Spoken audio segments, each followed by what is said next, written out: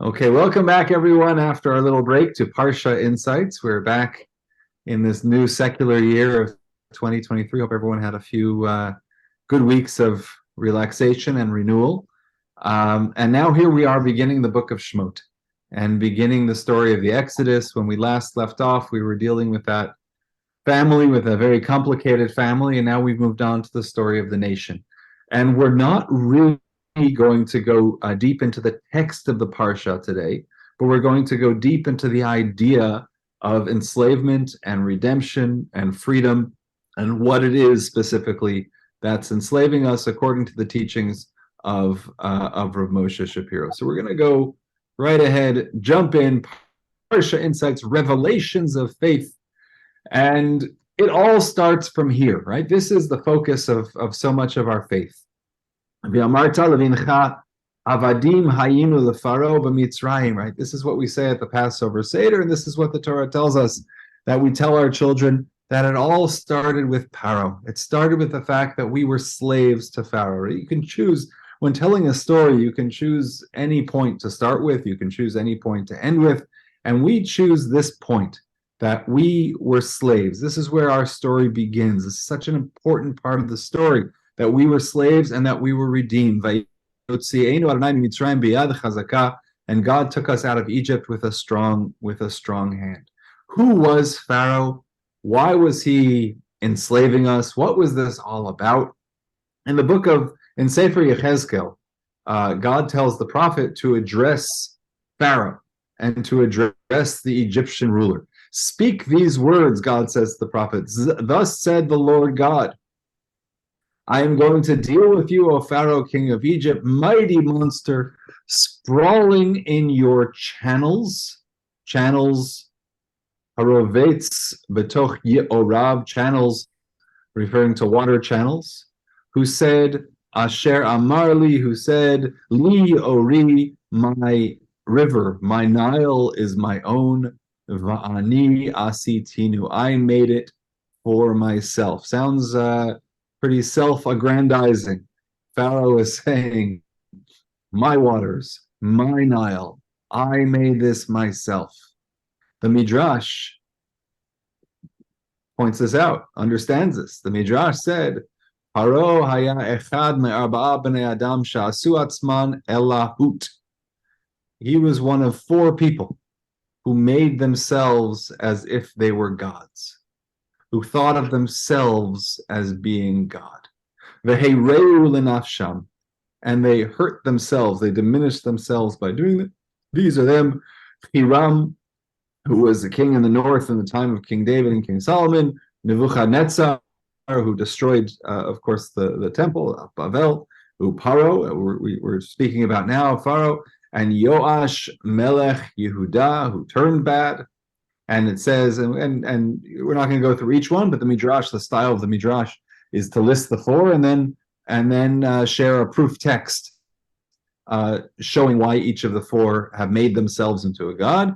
How do we know that Pharaoh? From this line in the book of Ezekiel and this line in Sefer Yechezkel, which says, Li ori, my Nile is my own, va'ani asitinu, I made it for myself.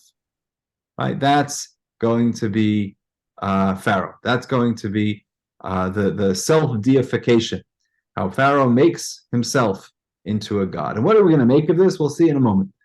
Esther, we're jumping ahead to Esther because we're going to connect Haman and Pharaoh in a moment, and you're going to see the common denominator very clearly. The Chol Abdei HaMelech Asher B'Shar HaMelech, all of the king's courtiers in the palace gate, they knelt and bowed low to Haman. Korim u'mishtachavim leHaman, boo, ki chen tziva lo HaMelech, because that was the commandment of the king. U'Mordechai lo yichra v'lo yishtachaveh. Mordechai was the only one who didn't bow and didn't kneel. Okay, and why is Haman making people bow to him? Look at Rashi. Sha'asa atzmo Eloha. He made himself into a god. Lefichach, therefore, it's obvious. Therefore, or Mordechai lo yichra v'lo yishtachaveh. Therefore, it's obvious that Mordechai is not going to bow down to him. Look at what Moshe Shapiro says. We have learned about two people, Pharaoh and Haman, and the commonality that they share is that both thought of themselves as a god. Rav Moshe Shapiro says, self-deification characterizes two of our exiles, one in the past, one in the present. In Egypt, in the past, we were slaves to Pharaoh who claimed divine status, and presently, we're in the exile of Esav, the final exile. We talked about this a few weeks ago, by whose descendants we also find self-deification, which began with Haman. The nullification of Egypt's idolatry, which is rooted in the self-deification of its king, is what revealed the divinity of God in the world and brought about the birth of Israel. On our very foundation, the commandment of faith is built entirely on the Exodus, meaning what we're going to show in a moment. If Pharaoh thinks of himself as a king, as a god, and if Pharaoh's godship is what oppresses us, then in order to free ourselves, we have to prove that Pharaoh is not a god. And that's the core of our faith.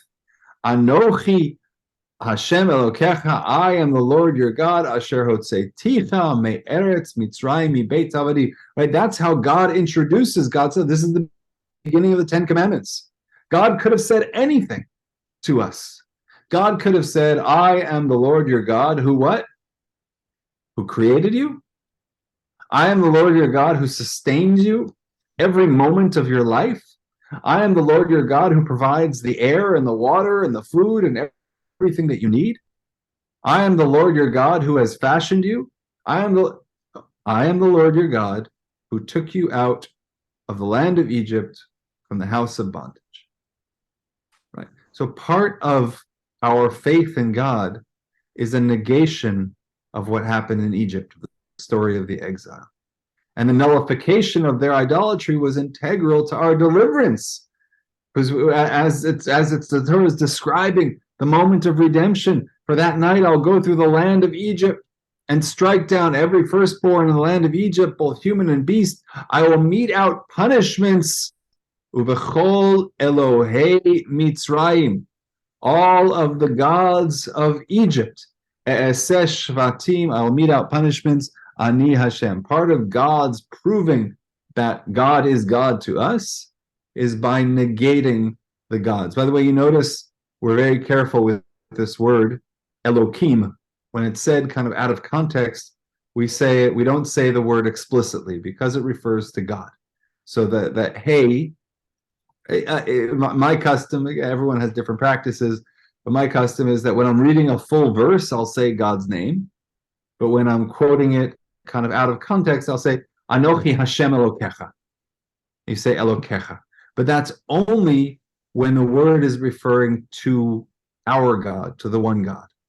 But when the word is referring to the gods of Egypt, of course, no such censorship is needed because it's not a holy word. So it's Elohei Mitzrayim, the gods of Egypt. The word Elohim can mean judges, can mean gods in the very generic sense, but when it's referring to our God, the custom is not to say the word kind of flippantly, but to say Elohim. But Elohei Mitzrayim, no problem. Gods of Egypt, no problem.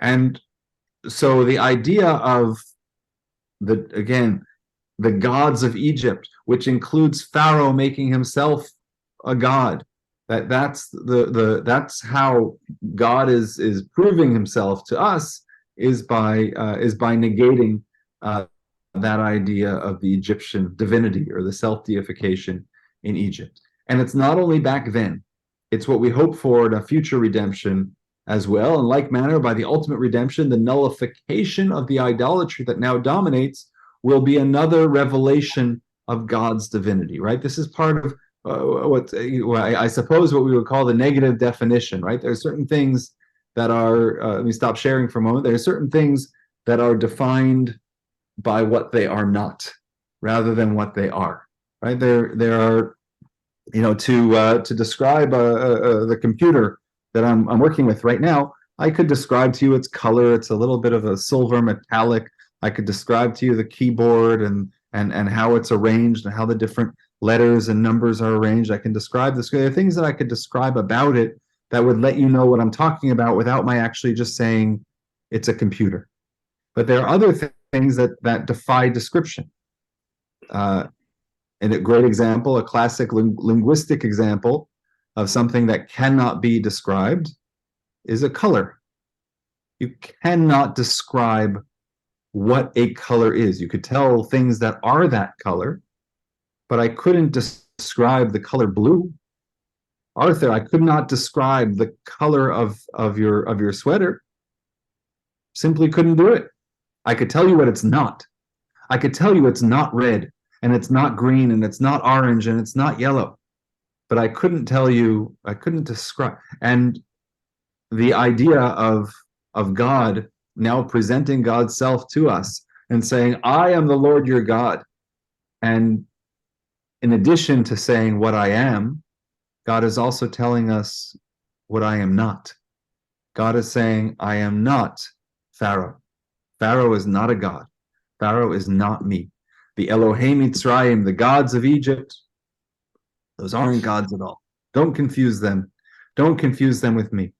And there's a very interesting part of prayers in the Musaf of Shabbat, of holidays as well. There's a part that we add, which is the Shema Yisrael. Shema Yisrael, and then there's a section that we continue with. Hu Elokeinu, Hu Avinu, Hu Malkeinu, Hu Mosheinu. Right? God is our God. God is our Father. God is our King. God is our Deliverer. Mosheinu, V'Hu Yashmienu. And in Ashkenazi, we say V'Hu Yoshienu. He will redeem us. V'Rachamav Shenit Leinei Kol Chai. We skip these words. V'Yigalenu Shenit. V'Yigalenu Shenit V'Yashmienu. We skip these words. We say V'Hu Yashmienu. V'Rachamav Shenit Leinei Kol Chai. Liot lachem lelokim ani Hashem Elokeichem. That's it. But in Nusach Sfarad, in the Sephardic approach, they have a whole different section, and they say, by they, those who pray with this particular text, they say Hu Yigalenu Shenit, and they include He will redeem us a second time, and they include the section Hein Ga'alti Etchem Acharit Kireshit Liot Lachem Lelokim. I will redeem you from this final exile as from the first. Acharit, the final one, Kireshit, as from the first. Meaning, just as it happened back then, so too will it happen in the next redemption. Just as the past redemption involved a negation of the gods, so too a future redemption will involve a negation of the false gods, including those who think that they are God. So this idea, Rav Moshe Shapiro writes, this idea is very foreign to us in a very interesting way, right? This idea of deification, of gods, of idolatry, it is really not a part of our lives. It's very hard to connect with, right? We all know people with ego. We all know leaders with tremendous ego. But to the point where they think that they're a god, to the point of idolatry, I mean, it's a bit much, no? I mean, it's very hard to connect with. So we're going to bring it down a level, and what he shows, and the sources certainly are there, is exactly what does idolatry look like to us, to those who don't have idolatry, who are not connecting with this concept. To those of you who are sitting there and saying, we asked at the very beginning, what's this class about? And if I would have said this class is about idolatry and negating idolatry, you'd have said, big deal. Who needs to negate idolatry? Who needs to do away with idolatry? Has no role in my life. I'm not tempted to worship idols. That's ridiculous. So we're going to bring it closer to home. Esther, you're muted. Am I still muted? No, you're good. Okay. Would you classify Hitler as someone who deificated, or whatever his name, how to say it? Would he be in that category? Well, Perhaps. I don't know. I don't know. That's a great question. I don't know that. Okay, you're asking me to find a positive or No, to it's not positive. no, like within the narrow definition of self-deification, did Hitler think that he was a god, as we're pointing out that Haman made everyone bow to him, as we're pointing out that Pharaoh is saying, I created the Nile? I don't know that we can relate to that in modern times, even with the most horrible of and murderous of leaders. I don't know. What do you think? I'm not sure. He was so extreme, and the Yeah. response was so extreme by the people. I mean, they actually bowed down to him in certain ways with their arms and every other thing. Yeah. Not necessarily because they wanted to, but a lot did. Yeah, you could argue that there is a certain faith that goes into following leaders and faith that they demand of their followers. But let's take a look at what this idolatry looks like in a very real way, according to Maimonides.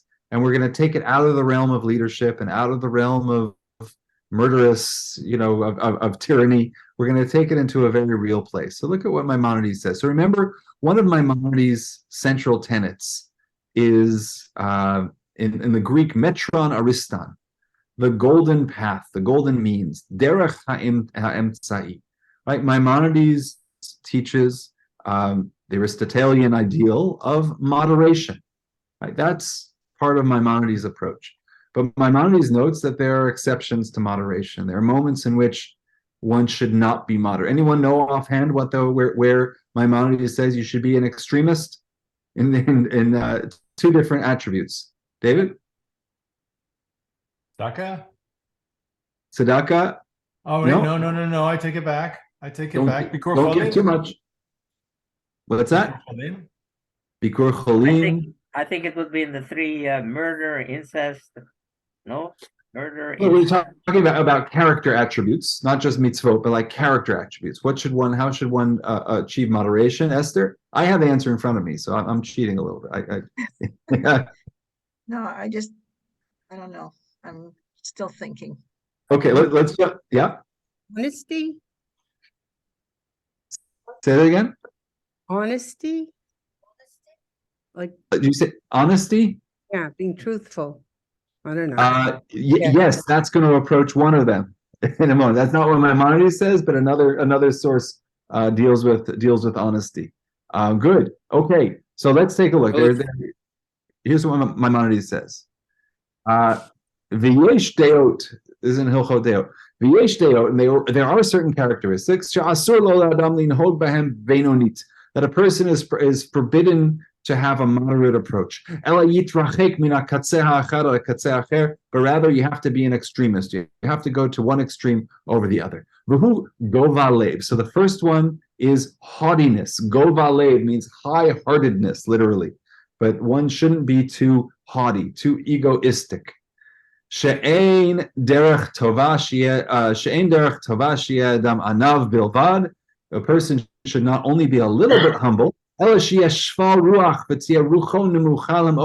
person should be very, very humble. And that's why it says, Moshe Rabbeinu, that's why it says with Moshe, Anav Me'od, that he was very humble. Anav Bilvad doesn't say humble. And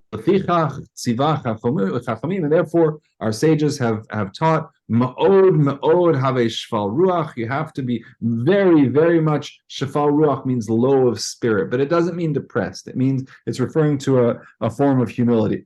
Ve'od amru shekol hamagbia libo, that anyone who lifts their heart over another person, basically, or makes themselves higher than other people in terms of their own thinking. I am better than you. Kafar ba'ikar, that person has denied the existence of God, and so on.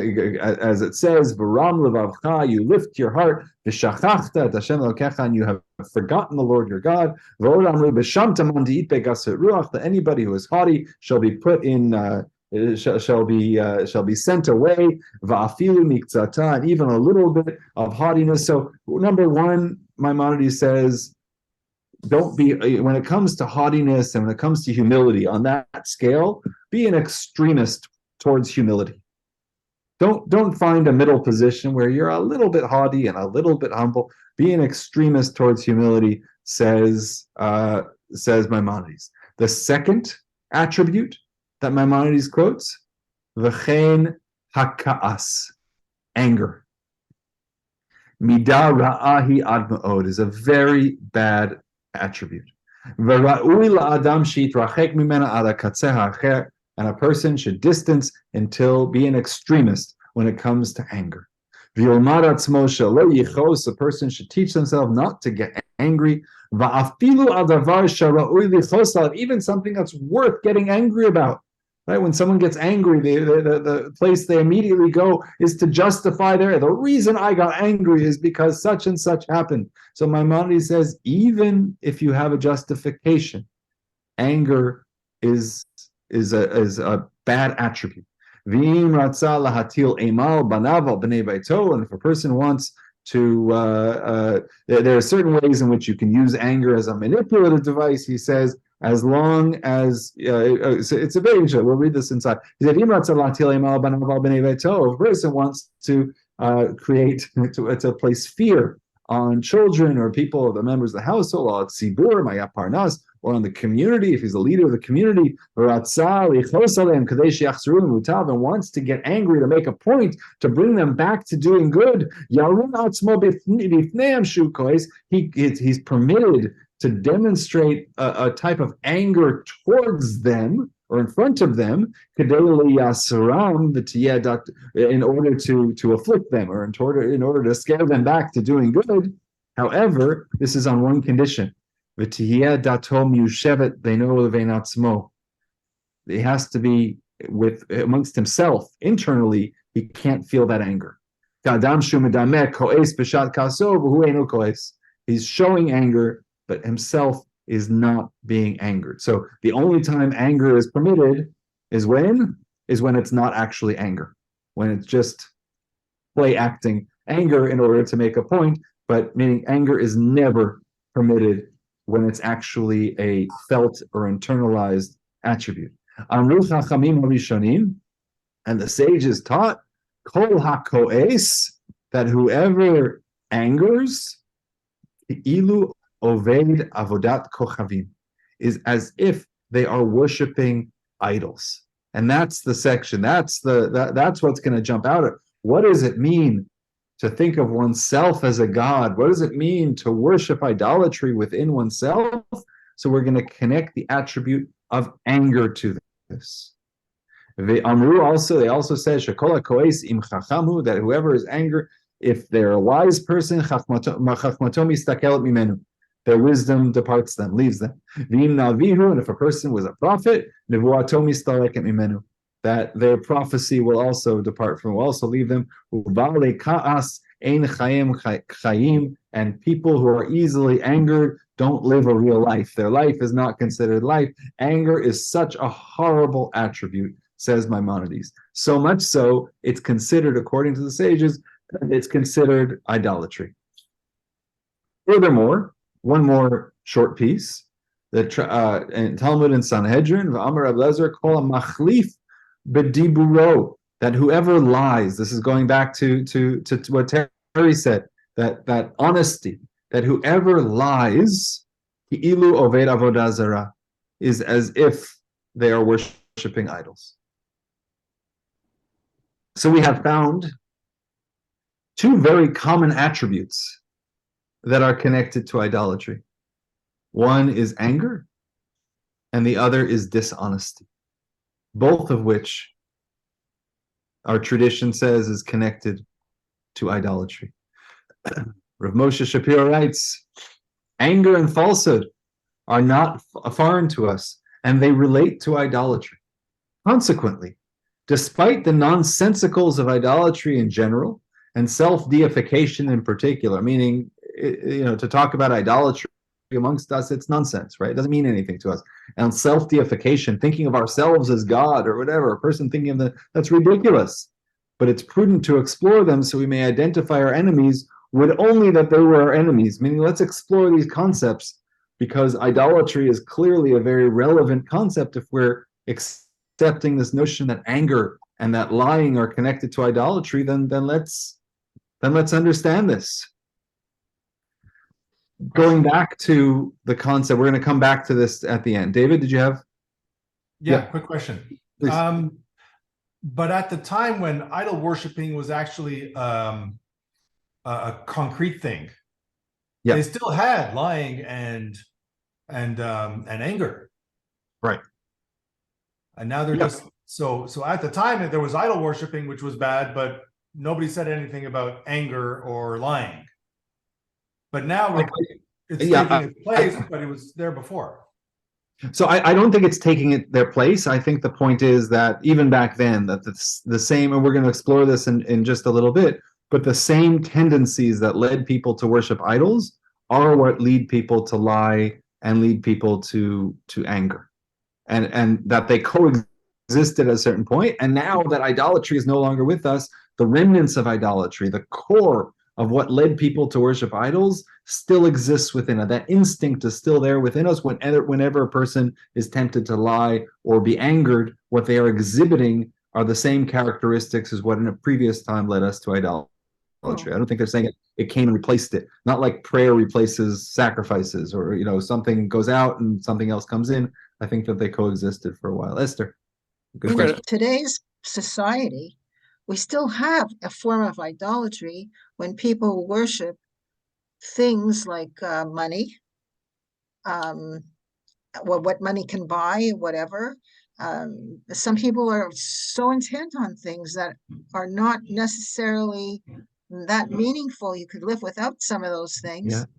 And a lot of the people, or not the people, a lot of people who do make it so important in their lives are not necessarily happier than someone who have less and don't think about these things as much.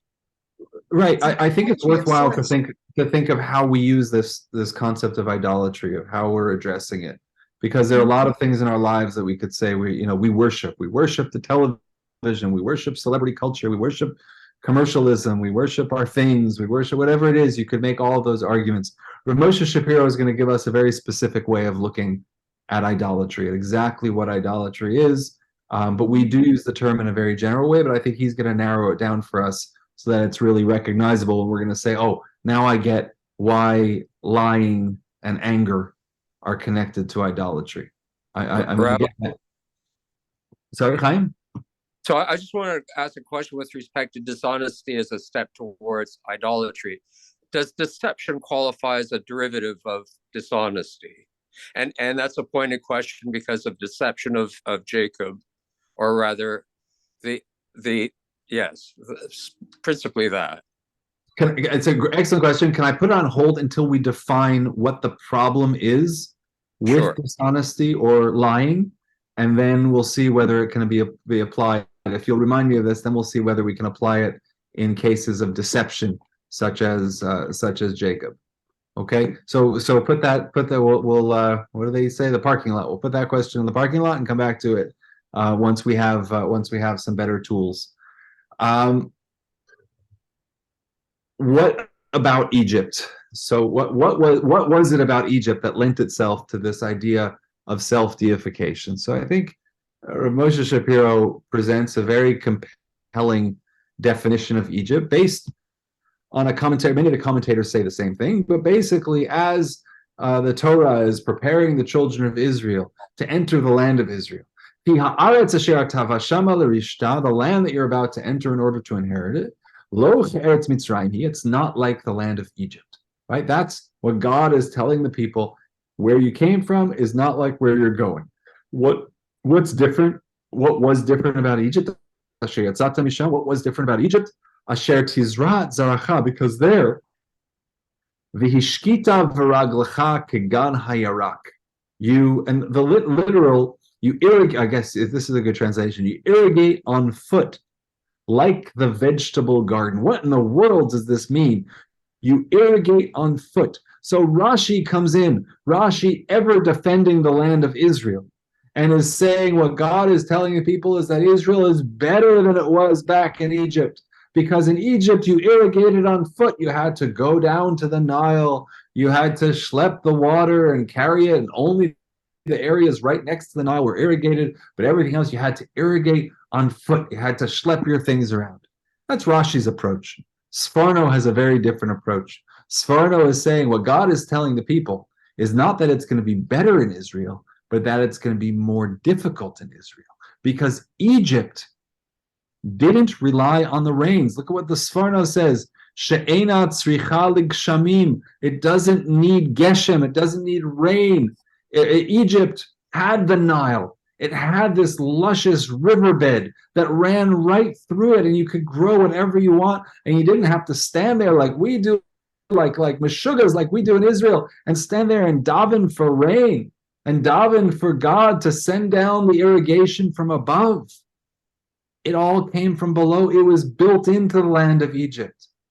Everything was there. We didn't need anything when we were in the land of Egypt. This is the nostalgia of being in Egypt, or the way that the Egyptians lived, were that they didn't daven for rain. They didn't say Mashiv Haruach Hamrita Gashem. They didn't need rain in Egypt because they had the Nile. That's what the Sforno says. And Rav Moshe Shapiro says the entire concept of Egypt is self-sufficiency. It contains within itself all it needs. It requires nothing from the outside. Its self-sufficiency is absolute.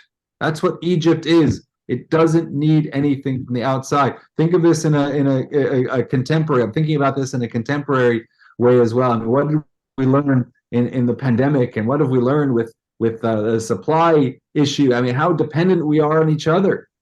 And remember, if you'll remember all of the political conversations that were happening at the beginning of the pandemic, when there were shortages of PPEs, and there were shortages of all of the essentials, remember there were shortages of what was it, ventilators? I forgot exactly what it was, but there were shortages of all of this emergency medical equipment. And we said we need to be more self-sufficient. We can't rely on others, because suddenly the world needs whatever it needed. It needed oxygen tanks, it needed masks, it needed everything, and we had to think of how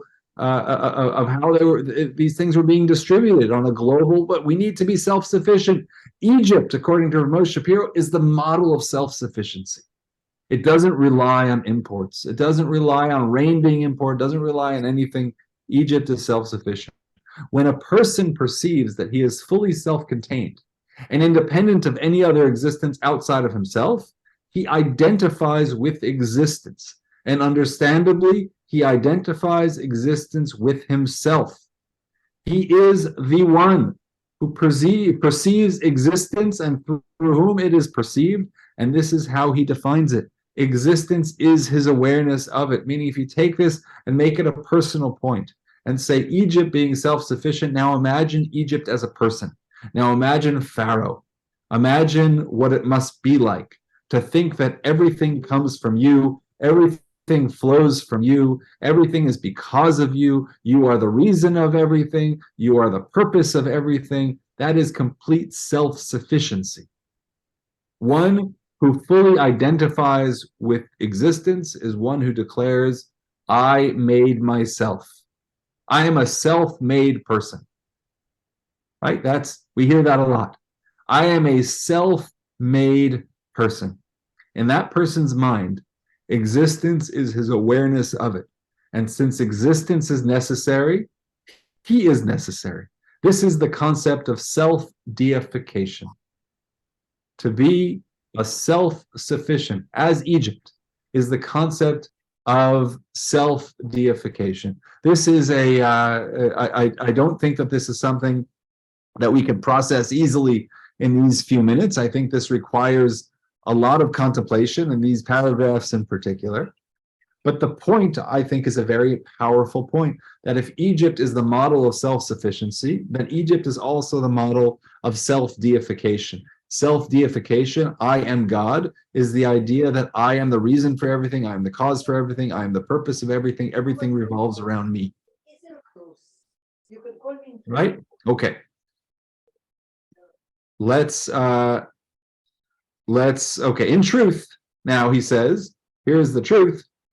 Man was created within existence. In his true form, he is meant to perceive himself as one who exists within an existence beyond him. Right? Part of our religious outlook, our personal outlook, our existential outlook has to be to understand that we exist within a system that's much larger than ourselves. We are not the purpose of everything.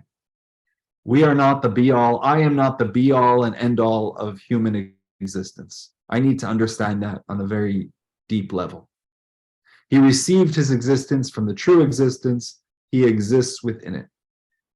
Sort of Moshe Shapiro. Let's try to understand this in a slightly different way. He quotes the Maharal. This is the Maharal Prague, who talks. We're going to skip this over this a little bit for the sake of time, but he talks about why humanity is called Adam, and the connection between, right, the word Adam comes from the Hebrew word Adama, land. And what's the connection between humanity, mankind, and land? Is because the Adama, the concept of Adama, is that which brings potential, or brings actual out of potential. It takes the seed, the Adama takes the seed and makes it sprout forth something else. He says that's the idea of man as well. Shehi miyuchet, or the land as well. Latzeit min hakoach el hapoal, from the potential to the actual. That they wrote with fruits and with vegetables. V'chein hu ha'adam, and the same is true for humanity. Yotzei kocho el hapoal. The whole idea is to actualize one's strengths, is to actualize one's potential. Anyone who exists within any existence can only find self-actualization within that existence. Likewise, every member of Israel has faith that he was created within the greater existence where he must act and achieve, where he must fulfill the will of God. The first question we ask of ourselves is, where was I created? What's the nature of the world around me in which I was created? Because based on my awareness of the world around me, that's where I'm going to actualize my potential. I was not created in a foreign universe. I was not created by foreign gods. I was created by the one God within this faith, within this tradition, and therefore that's where my growth, that's where my contribution is going to be. But if man's existential awareness is skewed and he fully identifies with his existence, my only world is me. There's no extrinsic existence where he must act. Nothing I have to do goes beyond me. If my whole world is just Adam Shire, then there is nothing else that I have to do that benefits anything or anyone or anywhere else. Because this is my whole world. This is where it starts and this is where it ends. His entire concern is himself. Everything revolves around him exclusively. His every actualization of his existence is naturally self-centered. He does not actualize himself in anything outside of himself because there is nothing outside of himself. He is all of existence. My awareness, by definition, can only extend to me. But if I think that that's the truth, that where my awareness ends, that's where existence ends, that's a form of self-deification. That's a form of making myself the center of everything. And that's a form of idolatry. Right now, we're gonna take a 2-minute break from this line of thought and just say for a moment that we are entering now a period of in the weekly Torah portion, which is observed in a unique traditional way. So the order of the Torah portions right now, I'm going to impress you terribly right now, because the order of the Torah portions is Shmot, Va'era, Bo, B'Shalach, Yitra, Mishpatim, Truma, Tetzaveh. Are you suitably impressed that I could do that so quickly and so easily? And the reason I can do that is because there's an acronym that we use to remember the order. And the acronym is quoted by the Arizal. It's called Shovavim. Shovavim. These weeks are called Shovavim. So Inyan HaShovavim HaNodaim. Rutzono Lamar, what does it mean? Sheyesh minhag kadun b'chol Yisrael. There's an ancient custom in all of Israel, lehit anot, to fast for 40 consecutive days every year, this time of year. And again, we're choosing a time of year which has shorter days, but this is the time of year where the custom would be to fast. Later customs are to fast only on Mondays and Thursdays this time of year. And in fact, in many yeshivas, that's still the custom. There are special slichot, which are recited on Monday and Thursdays this time of year, of Shovavim, which is from the Sunday of Parashat Shemot until Parshat Truma or Tetzaveh, depending on the custom, v'natnu siman bahem. And they gave a sign for them, or there's a way to remember, a mnemonic, a way to remember them. Shuvu banim shovavim. The whole purpose of this is come back, you banim, children, shovavim. We're going to get to that word in a moment. Shovavim, anyone know shovavim in modern Hebrew? I'll give you a hint. There's a cartoon or a comic book, a cartoon, which in Hebrew is called Dani Shovavani, from the word Shovavim. Dani Shovavani. Something to do with 7? No, not 7. Dani Shovavani is, Michael, I say you're muted. It's some form of return. So, No, I think the word is rambunctious. yes, the word is rambunctious, but Michael, you are right as well. You are correct as well. But in modern Hebrew, the word Dani Shovavani is Dennis the Menace. So Shovavani is a rascal, is rambunctious in a negative. Learn something new. Honey, So- Shivavani. Boy, I have one. So in the siman, the mnemonic is Shuvu Banim is the verse that says, return, O rebellious, rambunctious, mischievous children, menacing children. And Rashi Tevot, it's an acronym for Shmot, Va'era, Bo, Beshalach, Yitro, Mishpatim. That's Shovavim. That word Shovavim. So now I see that you're much less impressed with my ability to run through so quickly the order of the parashiot, because all I do is visualize this word Shmot, Va'era, Bo, Beshalach, Yitro, Mishpatim. And then Truma Tetzaveh, sometimes called Shovavim Tat. Truma Tetzaveh at the end.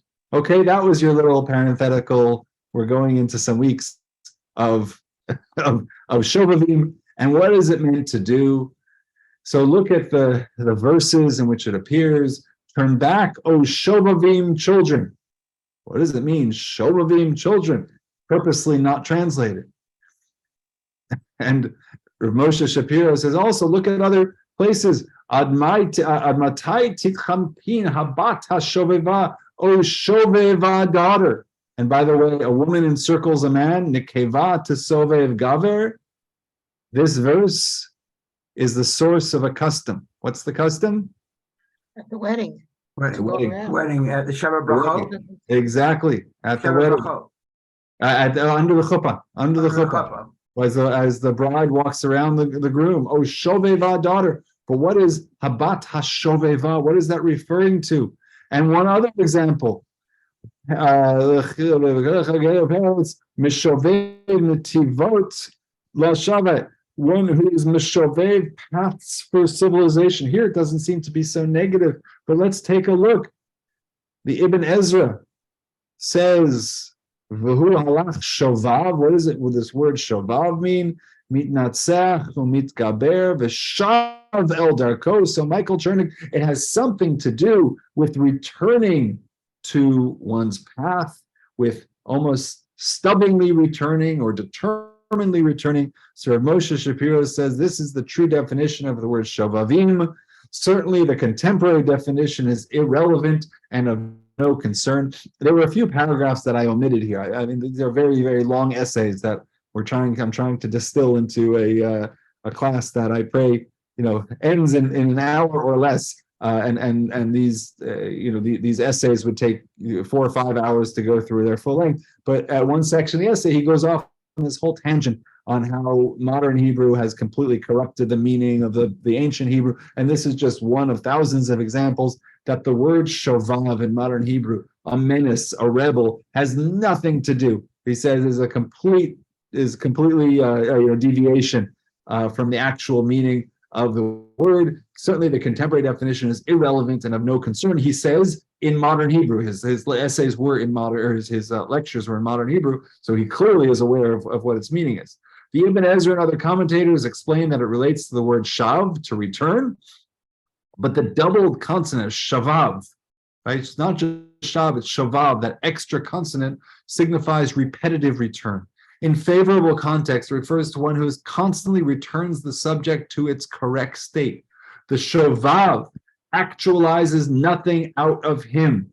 He returns everything. He actualizes to the place from where it emerged to himself. It's someone who's constantly coming back to themselves, a shovav. That's the nature of a shovav, constantly returning to oneself, to connect it to the idea that we were speaking about before, about self-deification, about self-actualization, about the idea of considering that everything comes from me, therefore everything returns to me. That's the idea of shovav. And what was wrong with falsehood and anger? One who speaks falsely is compared to an idolater in the sense of creator. He considers himself as the one who creates things in the world. If he says it is so, then it is so. That's what's wrong with lying. We'll come back, Chaim, to see whether this applies to deceiving. I guess it would be, the determination would be, do you believe it or not? Because a liar reserves for themselves the right to establish the world as the way they see it. He grants existence to falsehood and creates the world as he wishes. You know, one of the as parents, we see with children that one of the significant developmental stages for children is the first time that they lie. And what it's showing, and many developmental psychologists will point this out, is that what it's showing is the ability for a child to imagine the world in a way other than that it is. Right? There's sometimes, you know, there's a certain age, children are very gullible. They'll believe anything you tell them. You could tell any story to a 3-year-old or a 4-year-old child, and they'll believe you 100%. You could tell them that you're the one who created whatever it is. Yeah, they'll believe everything. That's part of being a gullible and pure child. And then at a certain stage, we hear children start to tell lies. And sometimes parents get very upset at this.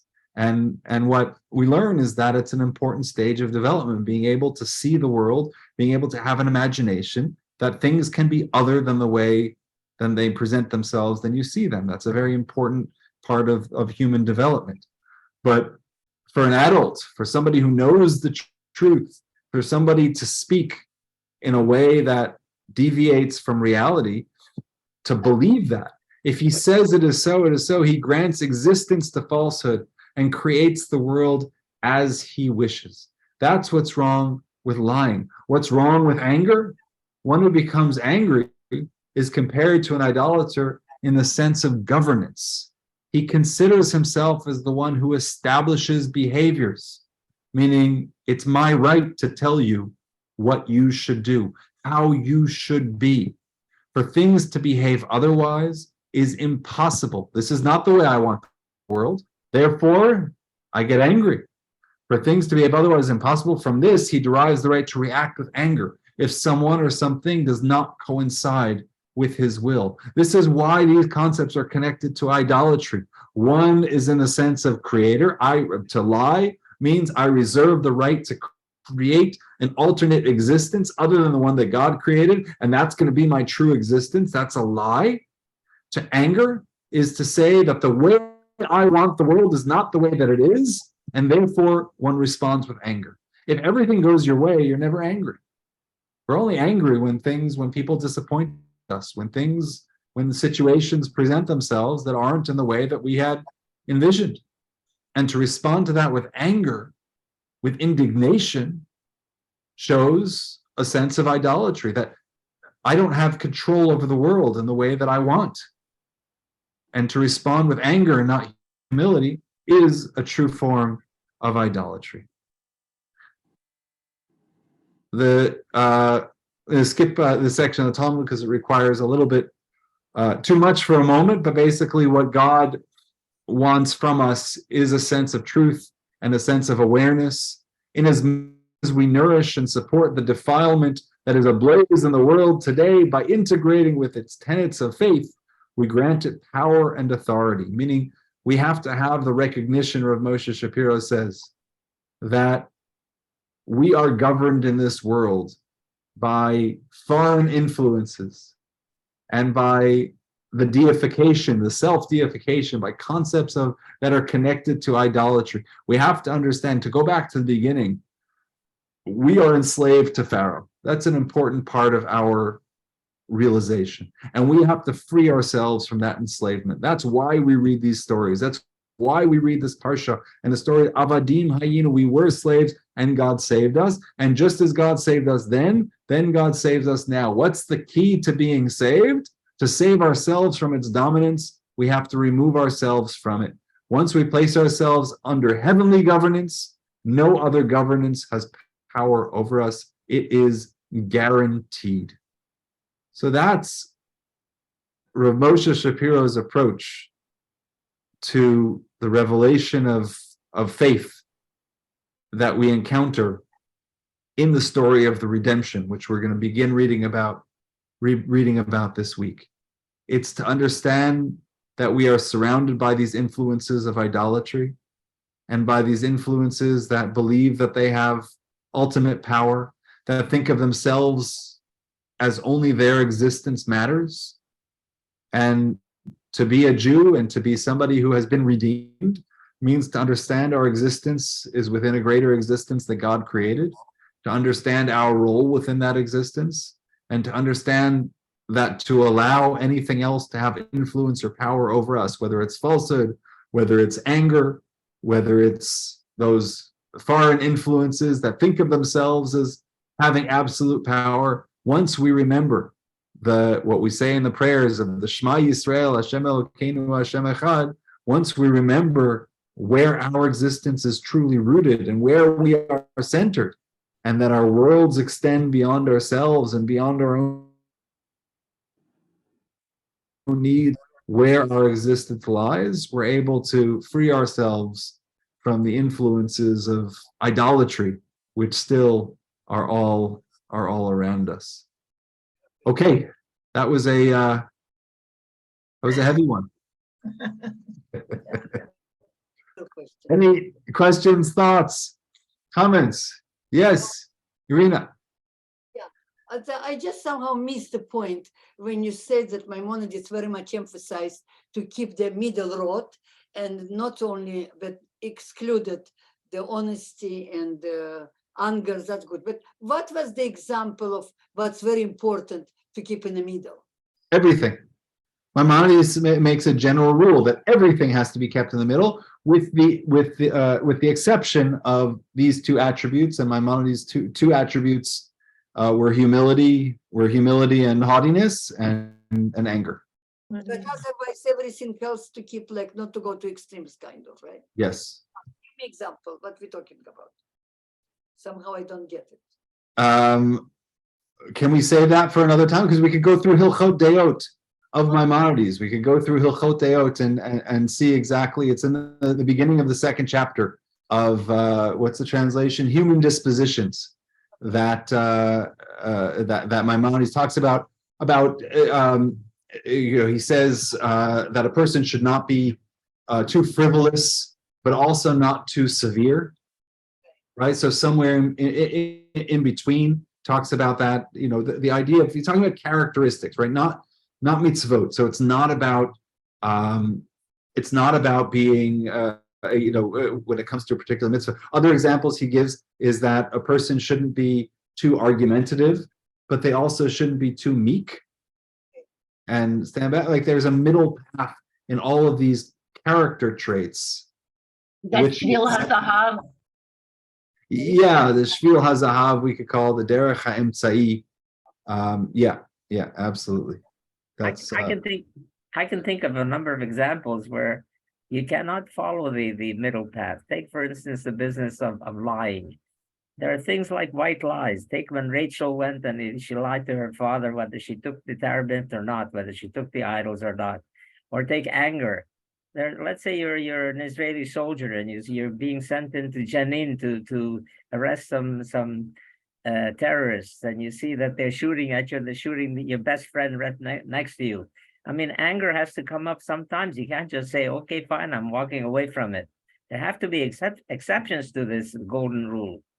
Yeah, I think that's important to point out. I think it's also important to note how we've defined anger. And there's a way to react to that situation with a fierceness that reflects the importance of reacting without the approach that we're defining as anger. If anger is, I am angry because the world is disappointing me, because I think the world should be differently and it's disappointing me, he says there's no room for that anger.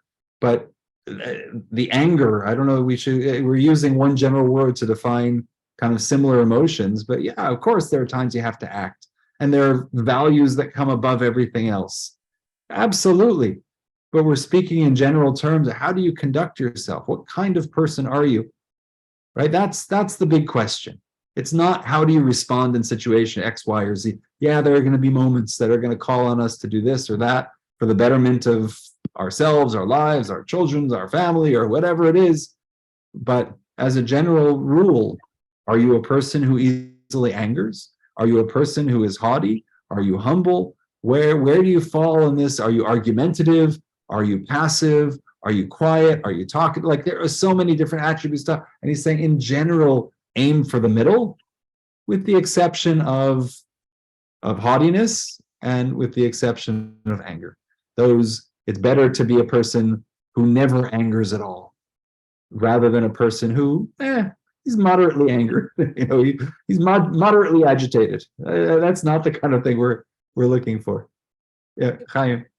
So one of the positive attributes of a person is when you speak of them as slow to anger, as not being. But the question I want to ask was about something else, and that's anger being a negative attribute. Is hate in the spectrum of anger, and would hate be considered in the same of? I don't know the answer to that question. It's a great. I think we'd have to define anger and hate in a much more specific way. I don't know how to answer that. I mean, I think it is. You don't want to be a person who hates anyone. I know one of my favorite quotes of Shlomo Carlebach, and very, very controversial in this, but he went, I don't know what the years are, in the 60s or in the 70s, he went to Poland to do a concert. And somebody asked him, how can you do this? How could you go to Poland to sing for these people who were so horrible to you, to your family, to your ancestors? How could you do a concert for these people? And his answer was, I only have so much room in my heart, so why am I going to fill it with hate? Let me just go. And that was kind of an extreme answer. On the other hand, there are certain things we have to repel, and there are certain things that are worth hating in order to preserve a holiness. So I think the test is also how deeply are you going to feel these emotions? What is it going to do to you? Are you a hateful kind of person, or do you, in one particular situation, apply this rejection to something or someone that you think is extremely negative? I don't think if somebody tells you, to use the Holocaust, I hate Hitler, I don't think that's a very controversial statement, or anyone would be blamed for hatred of evil. But it's excellent. My late mother wasn't a rabbi or a rabbah, but she was very much a sage. And she used to say, everything in moderation. You're going to feel things, but your responses have to be applicable and fit for the situation. And if it's moderate, both ways, I mean, you can't be perfect as much as we try, but everything in moderation. And I think that's maybe what I'm getting from these words. Yeah.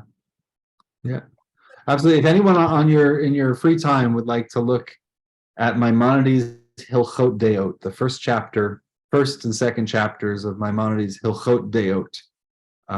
It's translated again as human dispositions on Safaria. So let me put a link just in the chat, and with that we will. Let me see if I can do that. Yeah, there we go. So feel free to click on that, and you'll see it's in English as well, I believe, and you'll see. Let me take a look. Yes, it is in English as well, and you'll see Maimonides talking about the middle path. Derech HaYeshara, the straight path, involves discovering the midpoint temperament of each and every trait, and we'll read a little bit more about that. So now you send that link, I get that link now? I put it in the chat on the Zoom, and if you want, you could send me an email, and I'll send that same link to you by email if that's easier. Okay, and we'll close with this right now, and thank you all very much, and looking forward to learning more next week. Shabbat shalom. Thank you.